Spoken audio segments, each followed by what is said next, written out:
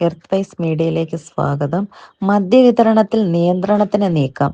രാജ്യത്ത് മദ്യം വാങ്ങുന്നവരുടെ പ്രായം പരിശോധിക്കുന്നതിന് പ്രോട്ടോകോൾ രൂപീകരിക്കണമെന്ന ഹർജിയിൽ കേന്ദ്ര സർക്കാരിന് സുപ്രീം കോടതി നോട്ടീസ് അയച്ചു.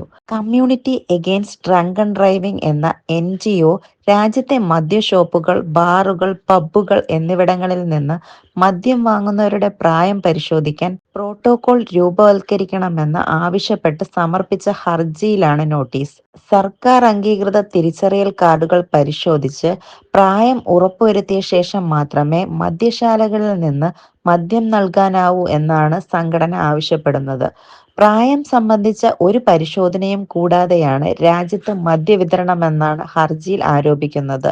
സർക്കാർ നയം രൂപീകരിച്ചാൽ മദ്യപിച്ച് വാഹനമോടിക്കുന്നത് കുറയ്ക്കുന്നതിനും പ്രായപൂർത്തിയാകാത്തവരുടെ മദ്യപാനം തടയുന്നതിനും കാര്യമായ പങ്ക് വഹിക്കുമെന്നും സംഘടന ചൂണ്ടിക്കാട്ടി.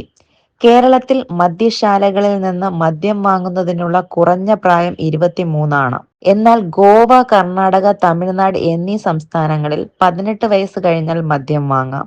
ഡൽഹി, മഹാരാഷ്ട്ര തുടങ്ങിയ സംസ്ഥാനങ്ങളിൽ പ്രായം 25 ആണ്.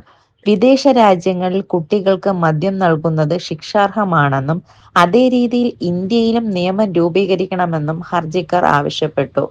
ജസ്റ്റിസുമാരായ BR ഗവായ്, KV വിശ്വനാഥൻ എന്നിവരടങ്ങിയ ബെഞ്ചാണ് കേന്ദ്രത്തിന് നോട്ടീസ് അയച്ചത്.